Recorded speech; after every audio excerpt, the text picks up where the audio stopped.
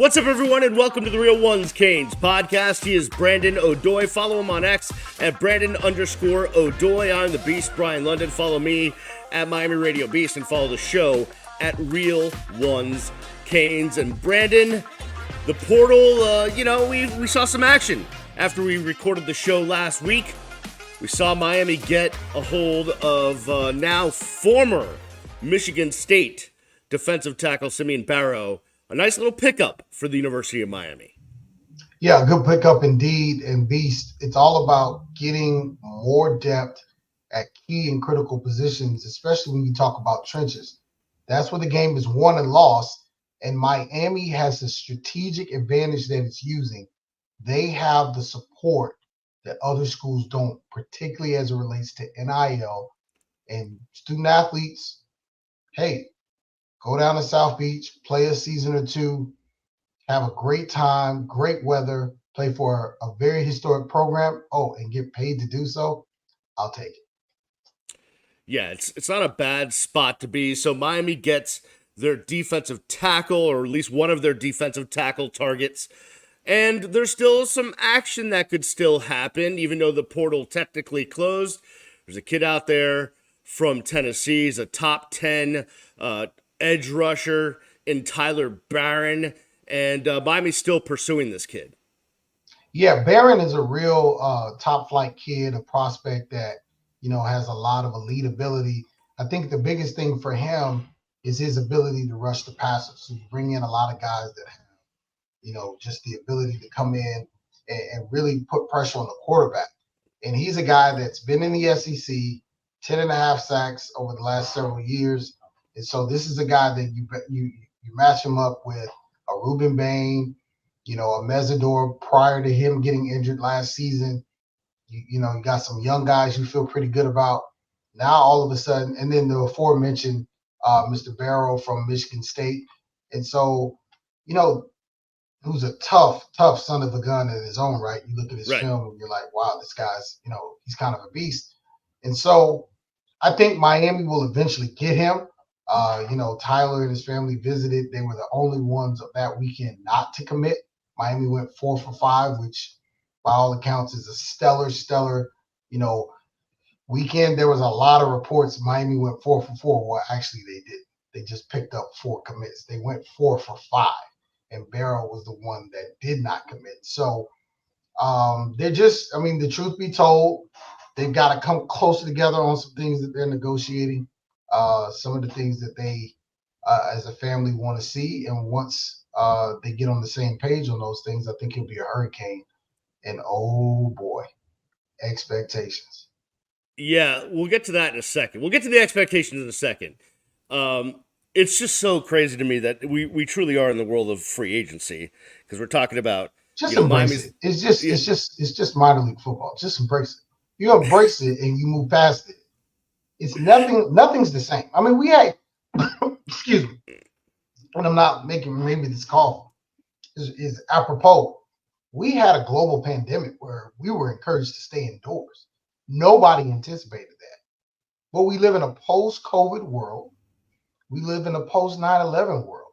When major change happens, it causes problems. It causes chaos. There's mourning. There's there's introspective behavior, and then you got to adjust. And that's what the people who are not just responding to this appropriately aren't doing. You got to realize you can long for the days of old as much as you want. We ain't running the wing tee no more. It's not power out football. It's spread them out, gun them down, more passes than runs, and you just got to get used to the changes that you see. And so when you have the good thing is, if you're a Canes fan, and you probably are if you're listening to this podcast, you're on the right side of this thing. You got the bag and you're pulling whatever you need to pull, because there are a lot of people that went into this portal window ill prepared for the finance that they would need. Because see, when you're coming out in the spring and you got talent, it's not a question of can you play. Because it's a situation where if you need me in the spring, that means you don't have anything like me, and you're going to be in trouble if you don't get me. So I've got all the leverage, and a lot of coaches just are not used to that. And that's what you're seeing throughout college football right now, Beast. I just want to put a wrap on the Miami portal situation. So I was doing a lot of just Googling just to see what all the national media was saying about the University of Miami and the portal and all of that. And by all accounts, Miami won the spring portal window, right?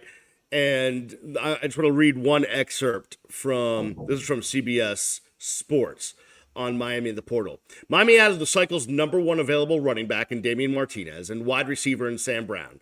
That duo adds to what projects as an absolutely loaded offense that will feature the nation's eighth leading passer from a year ago in Cam Ward, a 1,000-yard runner in Martinez, a trio of 800-plus yard receivers in Brown, Xavier Restrepo, and Jacoby George, and one of the best offensive lines in the ACC. What was already a top 25 Miami offense should take a leap in 2024 due to the transfer additions. Miami also improved on defense, adding one of the cycle's top available defensive tackles in Michigan State's Simeon Barrow, Louisville starting linebacker Jalen Alderman, and one of the top cornerbacks in the group of five with Deani Hill from Marshall. Plus, they're still pursuing star edge Tyler Barron. Pretty glowing reviews for the University of Miami in the portal. Yeah, definitely. I mean, listen, it's a home run portal. There's no question about it. You're getting guys that have production, and then I heard this, somewhere else, and it bears repeating. You're getting guys with ties to members of its coaching staff. So there's familiarity there. So you're hoping that the, welcome in period or the orientation period is not significant. So, yeah, Miami's in a really good situation right here, a really good spot. And there's a lot to get excited about. The question is, will Canes fans take the bait? Will they embrace that we're going to see a team that's greatly improved its talent from every perspective in the offseason? Or are they going to tiptoe into the waters with trying to figure out if they should really trust this new brand of University of Miami football? So let's dig into the expectations. Vegas has set the win total for Miami at 9.5. Canes fans thought that was ridiculously low. How dare you treat us like that? 9.5 is a 10-win season. I mean, right. There's no such thing as a half win. Well, yes, correct. But it's under 10, according to Canes fans. So there you go. Miami fans want double-digit wins. There's no doubt about it. They want to win the ACC. Expectations are sky high. But then all of a sudden, here comes a couple of these early, rankings, and Miami's ranked 18th. And I'm just wondering if the national expectations are where they should be, and Canes fans' expectations are higher than they should be. And where should they be considering all this talent they picked up here in the offseason? Yeah, I think there's just a little bit of distrust for the head coach up to this point from a national perspective. And I think that's fair to say. Yeah. When you see rankings that are 18 and below, you got to understand, they're really only about 7 or 8 power programs, right? Programs that are they're going to be good no matter what. And then everybody else kind of just has to piece it together for a year. And I name them. It's Bama, it's Georgia, it's Oregon, Ohio State, Michigan, and then Texas, and there's 7, and then you can throw in an 18. But that's about what you're going to see consistently from the past 2 or 3 years, right? And they got portal money, and they got tradition, and they got recruiting, and they got all of the things you need to be successful. And then there's that second tier. So to me, Miami's in that second tier where we only named 7, 8 teams. So how can one of the rankings I see have them at 18? That just doesn't make any sense based on what they had, what they're bringing back, and what they acquired. So that means you don't think these guys can coach.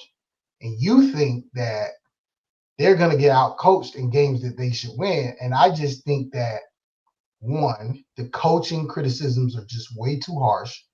I mean, Miami's not getting embarrassed in games.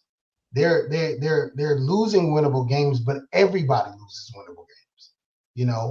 The Georgia Tech loss, that to me, that's an outlier. That type of thing doesn't happen all the time. The Middle Tennessee loss, I feel like, was a cultural thing, right? You got a lot of kids not buying into the system, not realizing what it takes. And very quickly after that, we saw a house cleaning, right? So that probably would never happen again. For sure. But to devalue the talent, you have a Heisman candidate, first round potential pick quarterback. Late two is the worst I think he could be as of like to this moment. You got a guy coming in Martinez who's done what he's done. And oh, by the way, you've got Mark Fletcher, Jordan Lyle, Chris Wheatley Humphreys, Chris Johnson. It's not like there aren't backs. I think the biggest question marks for this team are in the secondary.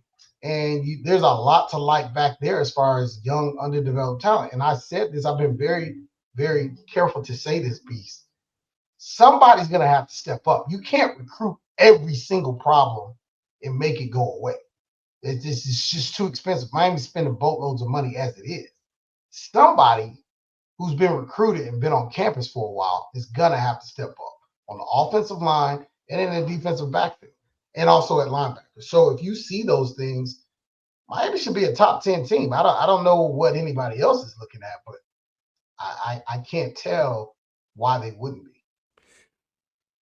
So if you're talking top about 15, yeah, for sure, 15 is the floor. For sure. I think if you're a second or third year player and you're still on this team, the coaching staff believes you deserve to be here and you're going to play yourself into an important position, which is kind of talks about that secondary situation that the coaching staff believes the guys that are on this roster they are the answers. Could take that next step. They need a bridge to get there, which means next year's team, depending on who the quarterback becomes, could be even scarier. Because that's the first year you're going to have, if you can keep everybody around, you're going to have like Mario's recruits in town, in like maybe the same offense if you don't lose coaches, maybe the same defense, and ready to really show like this is what happens when you keep recruiting at a high level. Yeah. Because, I mean, if it's fair, I think for all the questions and concerns you have, Oregon was always good during his team. They were always 10 wins. Now, they didn't win national championships. And maybe that's a criticism that, they have. But nobody has since Chip Kelly, and he couldn't even win one anywhere else. So I think, they had a lot of things kind of, go their way. And they didn't even win the national. They went. So at the end of the day, that's not an easy place to win. Okay. And he did more with less, I think, because you can't go into Southern California and always get their best guy.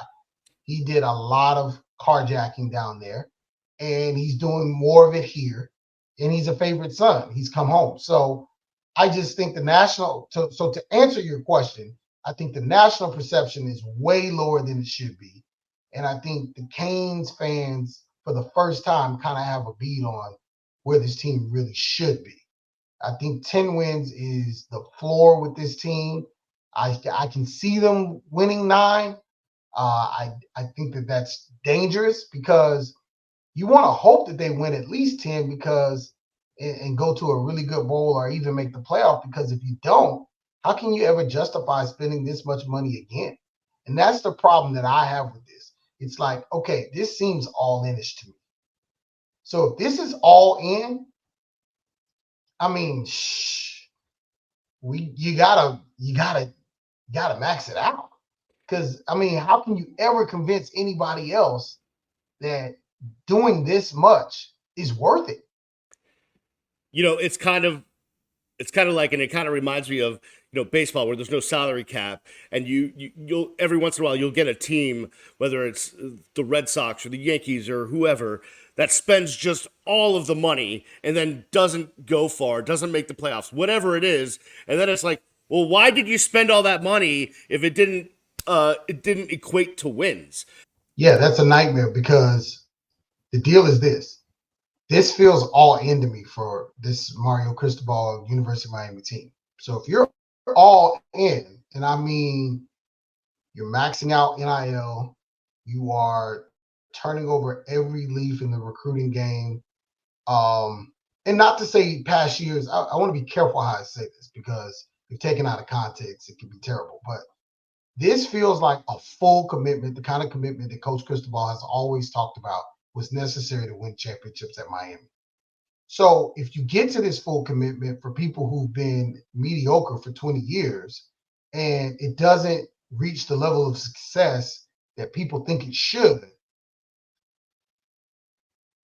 how much more success will you have in people buying in to that vision when they feel as if possibly you went all in and it didn't become what you thought it should?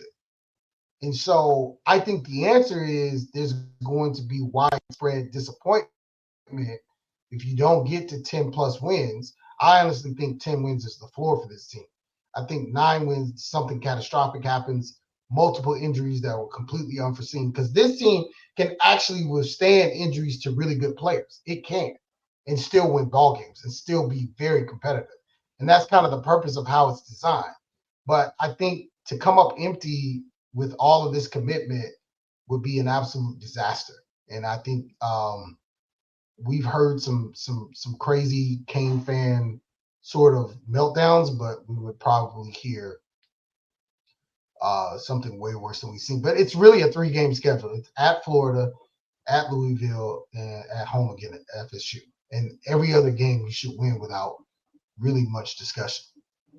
Although we've talked about the possible traps at USF, at Cal, at Syracuse. Yeah, but you can't step on traps. You can't. Right. You can't take cheese. You can't step on traps. They're trappy.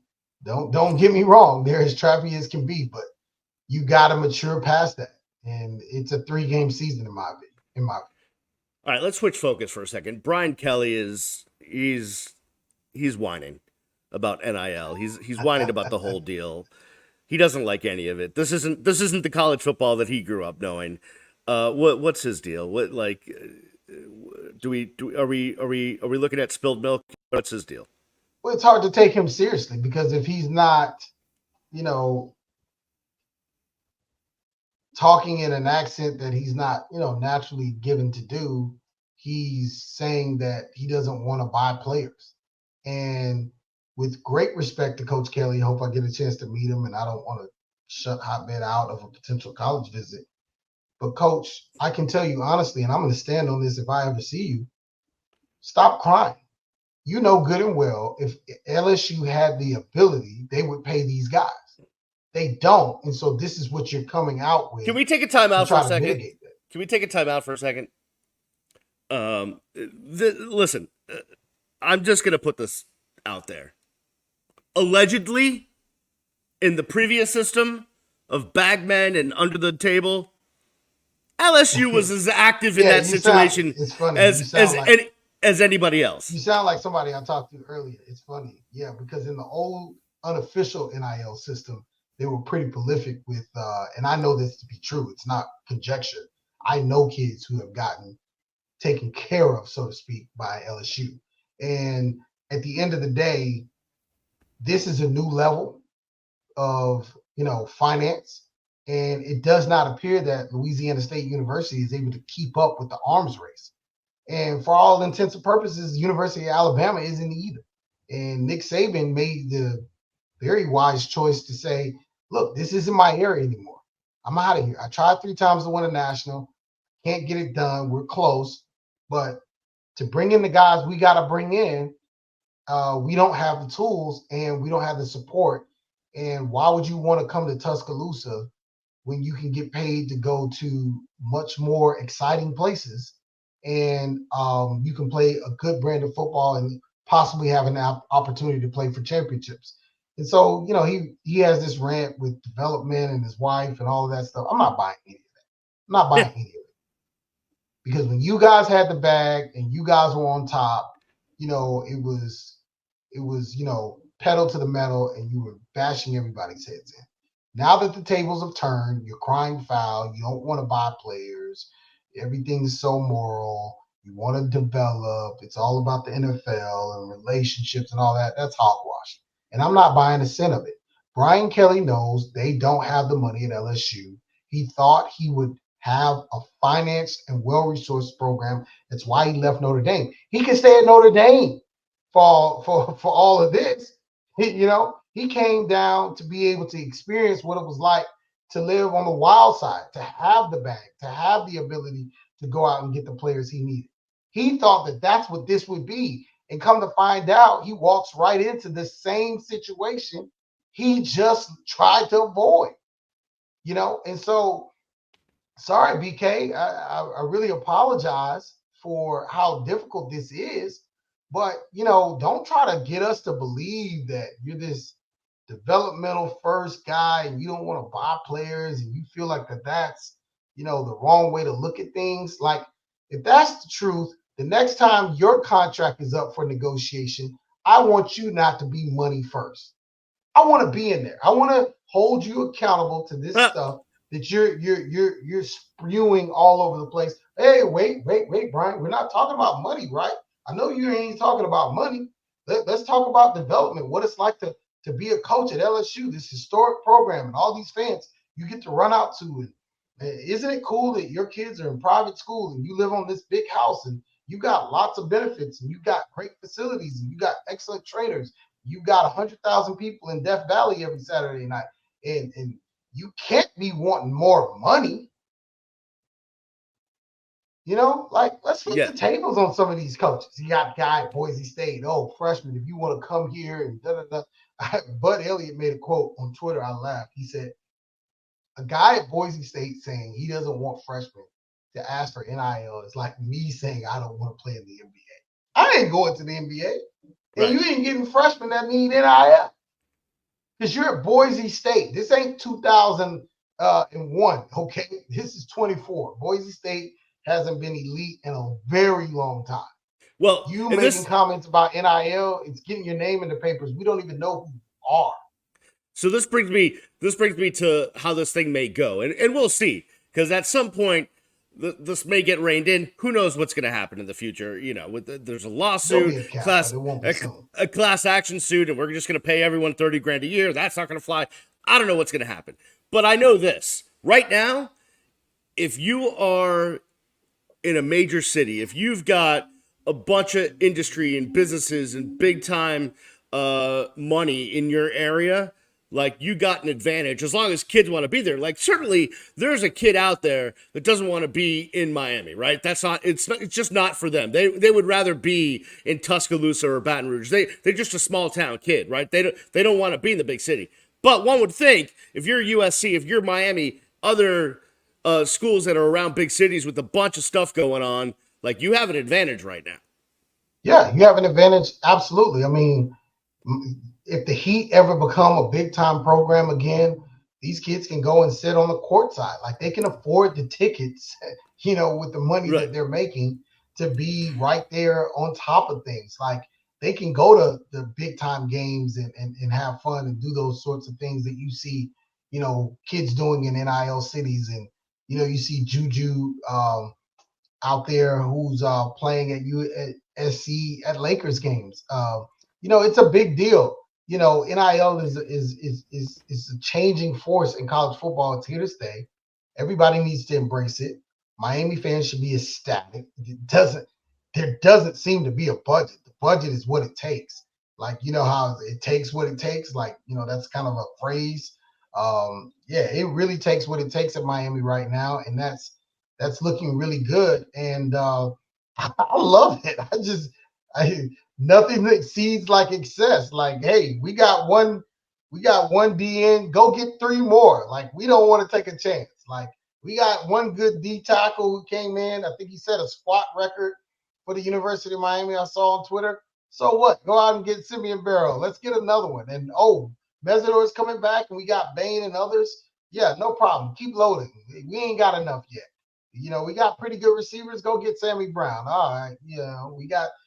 We get Reese Puffengardner from wherever he comes from, and he looks pretty good. Looks like a Johnny Manziel clone. And all of a sudden, boom, throw Cam Ward in the mix. Then we already got Emory, who beat Clemson last year. It's like, come on, man. Let's get them all in tow, and let's just throw darts at the wall. And let's go out there and kick some butt. I love it. Let's run through the smoke. Let's dominate. Let's dance around. Let's be obnoxious. Let's win a bunch of games and watch everybody cry. I think that's what we're going to see this season. Right, and I know you and I, we spend most of our time talking about football, but this baseball team, they're actually headed up to Virginia Tech right now as we record this on Thursday night, with a good possibility that they finish under 500 for the first time since 1957. And I just, as someone that grew up loving University of Miami baseball, I know you didn't grow up with the same way I did, but I mean, I used to watch the Canes growing up in Atlanta. Those teams in the 80s under Ron Frazier, just set the example of what you're supposed to be as a college baseball program. Just Omaha every year. Break the huddle, we say Omaha. Coach Morris, when we were out in Omaha one year and I was covering that team, they said, hey, you come in second place, what do you do with that trophy? He said, put it in the bathroom. Put it in the stall. We don't do second place in Miami. We do College World Series wins. And this team is nowhere close to that. Now, college baseball can turn around in a hurry, but right now, it's a mess. I don't even know what to make of it. Well, you lose during the week to FIU. You're more well-resourced. You lose during the week to FAU early in the season. You lose to Bethune-Cookman. Yep. You hire a guy. There's no national search. These are the expectations. And with surging tuition costs, not enough scholarships, no real NIL push. And it's pitching, man. Baseball's all about pitching. You got to have it. And I still point to the fact that there are elite recruits within the South Florida area. You don't have to go far. But is it affordable enough? Is it something we can do anymore in this city without, just the tuition just outpacing our ability to recruit quality kids who cannot afford to be students at the University of Miami and pay $80,000 a year? I mean, what is a 50% scholarship, which is a huge scholarship in baseball? Right. What does a 50% scholarship get you? It gets you nothing. Nothing. Not a thing. You pay $40,000. You still got to pay a crap load of money to go here. And, I just think that, some soul searching has to be done. And I think you just have to flip the script on everything you're doing because it ain't working. So listen, man, I know you got with your 78 jobs, you got to get out of here. But I reached out to Vish, who does a great job of covering University of Miami athletics for 5 Reasons Sports. And I'm going to bring him on the other side to talk about the UM baseball situation because I gotta wrap my head around it, man. We gotta figure something out, bro. But I will check you next week, and we will do this again, bro. I really appreciate it. Thanks for taking the time, man, out of your busy schedule of 427 jobs. Absolutely, man. We got to keep the lights on over here, baby. Yeah, no doubt about it. All right, Brandon O'Doy's got to step out. Vish will join me on the other side. We'll talk UM baseball. It is the Real Ones Canes podcast. Subscribe wherever you get the podcast. We'll be back right after this. Welcome back to the Real Ones Canes podcast. I'm the Beast, Brian London. You can follow me on all the socials at Miami Radio Beast. Go follow the show as well at Real Ones Canes on X. All right, we got to talk a little Canes baseball. Brandon and I have been trying to track down several different college baseball authorities in order to talk about the Miami Hurricanes baseball team. They've all just ignored our requests. So I said, you know what? Forget about trying to find the national guys. Let me just find a guy that literally watches every pitch of every game, of every Miami Hurricanes baseball game, and does a great job of covering the team and talking about them for 5 Reasons Sports on his 78 different podcasts, video streams, blogs, and what have you. His name is Vish. You can follow him on X at VRP2003. Everyone that knows the Miami Hurricanes and follows the team knows you, Vish. You're just a man of the people. You are everywhere. Yeah, you are everywhere that the Miami Hurricanes could possibly be. So thank you for joining us here on the Real Ones Canes podcast. Yeah, absolutely. Thanks for having me. So let's jump in. I don't know that there's any way to sugarcoat this. The Miami Hurricanes baseball team are 5 games below 500. They have a chance of finishing below 500 for the year for the first time since 1957. And, a couple of national reporters who cover college sports slid into my DMs over the last couple of weeks and said, "Hey, what's wrong?" And I didn't really have an answer. And my suspicions I didn't want to throw out there because I'll be honest with you, pretty much since Jim Morris left, I have not watched as much Canes baseball as I used to. And, that's for a lot of reasons, but one of which is, you have so much kind of attention span for sports this time of year. And, between Heat and professional baseball and hockey and soccer and everything else, it was like I just didn't have enough brainwaves to stick my head into it. But you're there every single night. So what is happening here? Yeah, so it's kind of everything has gone wrong. Is the simple answer. So if you come up with a reason, it probably is valid. I would say, like, just from the beginning, roster was shallow on depth, not a lot of pitching, a lot of question marks, and all the answers have been negative. And I think that's they're hoping guys can figure things out. That hasn't happened. Obviously, Blake Sear was the big player coming into the year. He broke his hand out for the year. Jason Torres now, who had kind of stepped up and filled some of that, he's injured out for the year. But I think the underlying thing is behind that, there was no depth. So you basically couldn't afford any of that. And the pitching rotation, there's been some injuries in the bullpen, but it's just the starters have been okay. Gage Dale's actually been excellent, and it's disappointing. He just gets no run support. But yeah, I mean, they basically have like 1.5 pitchers on the staff, so it's not when Rafe can throw strikes, he's good. Gage has been consistently good. The Sunday starter Eric Hernandez has been throwing batting practice essentially, so it's been rough, and there's no bullpen behind it. So get up a lot of runs, and then on top of that, make a lot of errors and mistakes and base running errors, any kind of a lot of curious strategic decisions too. We'll put it that way, and so. All a combination of it's a team that just you mentioned 5 games under 500. They don't know how to win games, and so they find ways to lose. And it was ironic because at the beginning of the year they kept pulling games out at the end. They had the whole Mark Light Magic thing and winning a lot of close games, a lot of comebacks, and that's not sustainable. And those balance out. Baseball's a cruel game, and some of the breaks they were getting earlier stopped happening, and then they've gotten progressively worse. They're probably playing as bad as they have all year right now. Yeah, so just like football growing up, I mean, Miami and winning baseball was synonymous. I mean, I can't think of a time growing up as a kid following the program after the World Series in 82 and 85 when they weren't at least in the mix to do big things and go to Omaha. And there's been some down years, not that there hasn't been, but I mean everyone, let's look at it this way. When people think of that bad year in baseball, people tend to think of 93 under Brad Kelly, who kind of was in between Frazier and Morris. Right.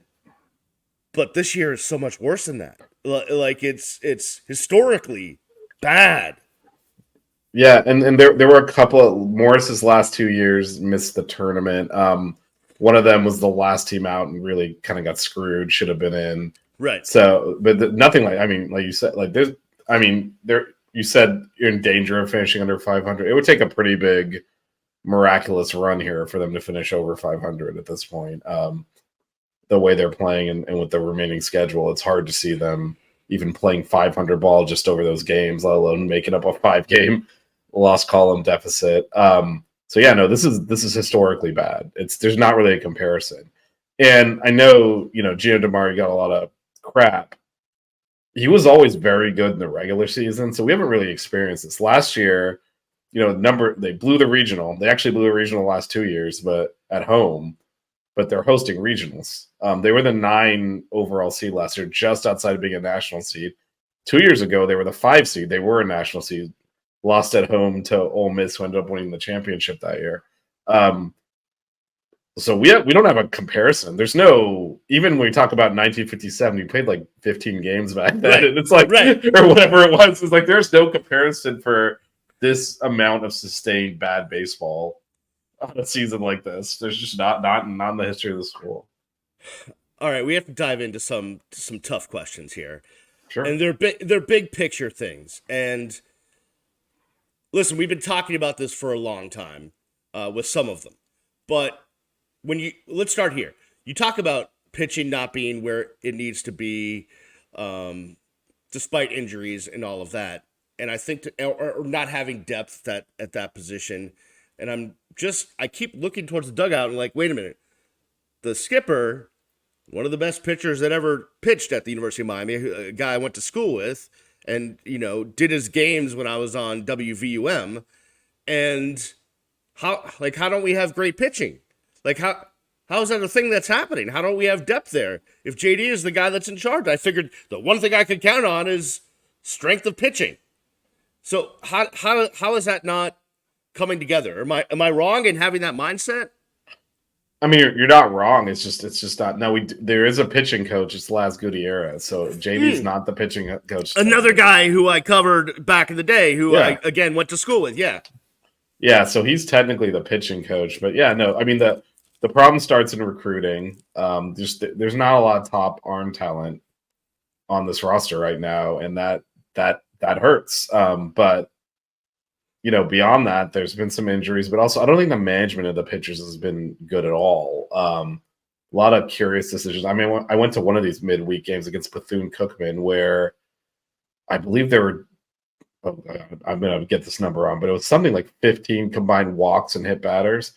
And he's just sitting in the dugout, and it's like, you going to go do anything? You're just going to let them walk in a bunch of runs? I mean, right. the starting, it's a midweek, so you're obviously throwing like a kind of a, not one of your top starters, but the Canes had a lead go. This is a good example of how they're losing games. Had a lead going into the 4th inning and allowed him to walk / hit enough batters that the bases got loaded, 2 runs scored, 3 balls to the next guy, and then he got someone up. And it's like, I get it. You don't want to burn a bunch of arms in the midweek, but you got to win games. Like, this team is not winning games. They end up losing to Bethune-Cookman, and it's because of that inning. It's kind of like, you got to manage better than that. The other thing he's been doing a lot of, but again, there's not a lot of depth, and the arms are inconsistent. He's still trying to match up righty-lefty way too much. It's just, there's not enough good arms to do that. So if someone's on the mound, frankly, they're throwing strikes and getting guys out, you just got to ride them until they can't. And, right. And he's definitely had some guys, have one really good inning out of the bullpen. It's never the same guy in his defense. So it's not like easy to know, if I go to this guy's going to get me 3 outs because they don't have that arm. But, someone will put together a good inning and then he'll pull them because there's some lefties coming up and he'll go to a lefty and that guy gets shelled. It's like, did we really need to make that pitching change? Like, you don't have that. Like, it's a roll in the dice every time you go to the bullpen. So, I mean, I think there could have been some things we could have managed better there, but it's just, it's a struggle. Follow Vish at VRP2003 on X and go check out his 78 different podcasts that he's on 5 Reasons Sports. Every night as I'm scrolling through my YouTube, it's like, oh, there's Vish. There's Vish. It's a lot. Vish. It is a lot, yeah. Yeah, a ton of content. No, I really, dude, I appreciate all your coverage. All right, let's just throw this out there. We've talked about the tough uphill battle it is for the University of Miami getting kids to come play at the University of Miami recruiting-wise for baseball because of the partial scholarship situation and the cost of going to school at the University of Miami. All in, all fees included, we're upwards of $90,000 a year. And for people that don't know this, and correct me if I'm wrong, Vish, you really don't give out full scholarships in college baseball. Guys get a quarter, get a half. That means they're relying on either having to get academic scholarships or stipends or some other means, or parents have to pay some of that tuition, which is a lot, which, really hurts you in recruiting against state schools like FSU in Florida, where it's a lot cheaper to go to school. And this has been the case forever, right? This hasn't changed. I thought NIL might help in this sense. You know, kids would make money and therefore be able to use that to pay tuition, but it seems like it's still a problem that Miami being a private school is an issue when it comes to recruiting in the state of Florida and nationally. I don't think it's as big of an issue as we think. Now, to your point, and I don't know where they came up with this number, but baseball, you get 11.7 scholarships. So exactly 11.7. So obviously there's a lot more than that on the team. So, I mean, a lot of these kids, I mean, you went to Miami, I went to Miami. There is a lot of scholarship, academic aid available and stuff. So a lot of them can supplement with that. And the NIL money, Miami spends a lot. Like Blake Sear is not playing here for free. And so and you know, JD has an NIL budget. It's, you know, the mistakes were made or ones that have been made in the past at the school, which is great recruiting class, and then half of them get drafted. And that's a challenge that's unique to baseball recruiting, in that you don't just got to get them on campus. You got to get them signed. You got to figure out, okay, who's going to get drafted? Because they basically have two options. They can go straight to the pros, or they have to go to school for 3 years. That's the baseball rules. So you sign these great recruiting classes, and then a lot of them end up in the pros. And if you look at the last year's draft, a lot of committed kids, you know, got drafted high, and that's part of the evaluation, though. So it's a mistake on the coach's part. You got to have a better pulse of who you're recruiting and who you're signing. But they lost a lot of the recruiting class to the draft.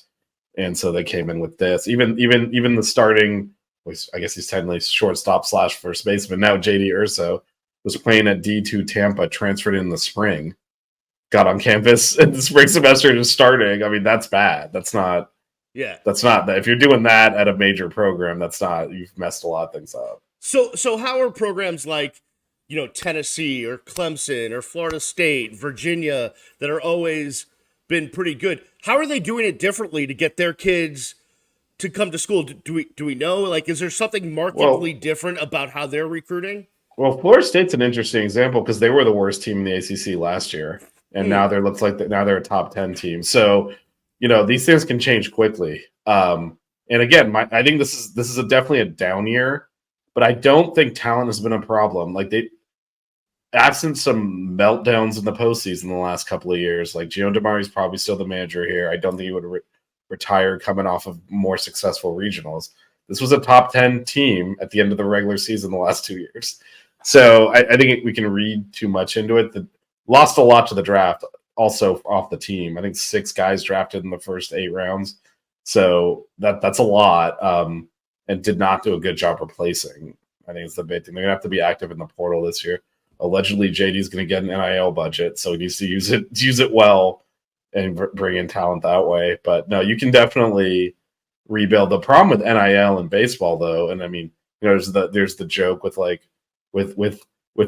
and Trout when they're on the Angels. It's like, I feel like every game is like they hit 3 home runs and the Angels lose by 6 runs, because that's baseball, right? Basketball, you get 1 or 2 guys, you can elevate the program. You get 1 or 2 guys in baseball, it's not going to do anything. In fact, Canes have one of the best freshmen in the country in Daniel Cuvée at third base. Jacoby Long, who's unfortunately a senior, has really come along this year, especially in ACC play. He's hitting the cover off the ball and is a great in defense. So you have these individuals that are like really putting together great years. It doesn't matter on the record. Yeah, but you need the whole thing with baseball, right? Is you need the position players and offense, but you need pitching staff too. It goes right, exactly, and that's where the NILs. You can spend money and bring in some guys, but baseball. You need a full roster, like you said. You need a deep pitching staff. You need to be able to hit 1 to 9. The Canes make a ton of errors. You need people that can field, and so you can't. It's much more difficult to buy your way into that using NIL money. But that's what they're going to have to really do. So, all right, let's ask the tough question. Is coaching the issue? I think it's a major part of it. And I keep using this analogy. So we mentioned Laz Gutierrez, Fenster, the hitting coach, came from, pedigreed MLB career. It reminds me of Mario's first staff. I've got all these big name guys that are like, wow, that guy, I can't believe he's doing that job. And maybe he's overqualified for that job and not really shouldn't be doing it anymore. I always go back to this. Like, we had Charlie Strong, who head coach at Texas, head coach at USF, head coach at Louisville, as the linebackers coach. You know what? He's probably not the best guy to be teaching linebacker technique right now in his career. Right. You probably should get an actual linebackers coach and not, like, you don't want 9 head coaches. And, Las Gutierrez has been a head coach at the junior college level, like, a lot of experience. Like, him being the pitching coach, maybe get an actual pitching coach that's what he does, that's used to teaching college kids. So I wouldn't be surprised if there's turnover on the coaching staff. There's been a lot of really curious decisions. I mean, even losing to FAU yesterday, bunting with 2 strikes and bunting foul and striking out. Like, those are basic things that you don't know if the player's just like going rogue or if it's being signaled in. But I mean, that's what we all know about from, like, playing Little League. You don't bunt with 2 strikes. So yeah, no, you cannot possibly be this bad and then say it's not at least partially the coaching. So when JD was hired, I was torn because on one hand, right, the guy I go to school with, I've known him forever, have that relationship, really like him, and all the ups and downs that he's been through personally, off the field, all of that stuff. And then there was the crowd that was telling me that, hey, it's a lazy hire. Dan Radakovich made a lazy hire. And I was trying to balance those two things. And I was thinking to myself, well, I could see both sides of this, but let's give him a chance. And he's had his chance, and who knows what Dan Radakovich was thinking if 1 year is a big enough sample size to make a decision on your head coach. But I know this: if I'm in charge of the athletic program, and this is kind of right now, this is a kind of a black eye in the program, I'm going to insist that there's some sort of change made somewhere. You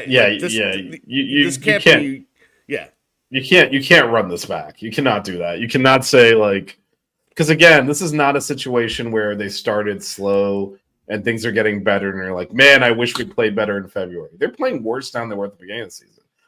So it's not getting better. And if they're trying to bring back the existing staff intact, I don't think there's any way to sell it. I think there's got to be some changes somewhere. And I'll say it bluntly, like, Radakovich would be totally justified in firing everyone, including JD. Now, is he going to do that? I doubt it. Not off of 1 year, but JD's making it hard to keep him. I mean, right. This team is now in danger of missing the ACC tournament, which to me, at that point, I don't know how you justify not making a head coaching change. But yeah, for sure. And here's the thing: if that happens, and let's not put the cart before the horse, but if that happens, remember back when Brad Kelly just was not the answer. He had stuff going on. And they made the tournament that year too, though. Right. But there was stuff going on with Brad Kelly's character that he could not be brought back. What did they do? Well, Georgia Tech at the time, right, had some of the best teams out there and had guys like Kevin Brown and Nomar Garciaparra and Jason Veritek, and Morris was cranky with that team. And University of Miami went out and said, all right, that guy is getting it done. Let's get him. I hope that if there is a change, that we do the same sort of thing and look to the other good programs out there and don't be afraid to take a swing, no pun intended, at a coach that is proven and has gotten it done. I'm not sure you can necessarily, if a change is made, afford to give a chance to an up-and-comer. No, it's going to have to be. And in fact, I think part of JD's job security or lack thereof would be their thinking on their ability to do that. They have to go get a proven coach at a major program if they're going to, as you mentioned, like, the University of Miami in most sports is not used to being the blue blood. They are in baseball. Right. They're the destination. So it's very different. Even football has obviously been successful, 5 championships, but they were always the upstarts. You got your Notre Dames, your Alabamas, those are the blue bloods. In baseball, it's the Canes. It's a very, very weird spot for the program to be the actual, like, the royalty in it. But they are. So, yeah, if you don't think you can go attract that level of coach, I think that helps JD keep his job, because what is the point of taking a punt on someone else that you're not sure of? But yeah, no, if they think they can, but yeah, I think they'd have to, we've got an NIL budget. There's got to be if you got an NIL budget, there's got to be a head coaching budget, and you go get someone proven and say, hey, you want to come and captain like one of the biggest programs in college baseball, and kind of a little bit of a sleeping giant at this point. All right, so I'm always honest with the audience. I let them know when we are taping this. It's not live. Yeah, we're doing it on Thursday evening. As we talk, the Canes are heading up to Blacksburg, I think, to take Virginia Tech. What is there, 7 games left in the year, something like that? Yeah, there's 2 weekend series and a midweek. Yeah, and then so with that being said, 7 games left. You're 5 games below 500. You got to win 6 to finish above 500. The chances are not looking good, are they? No, they're not going to finish above 500. I mean, I can flatly state that that's not happening.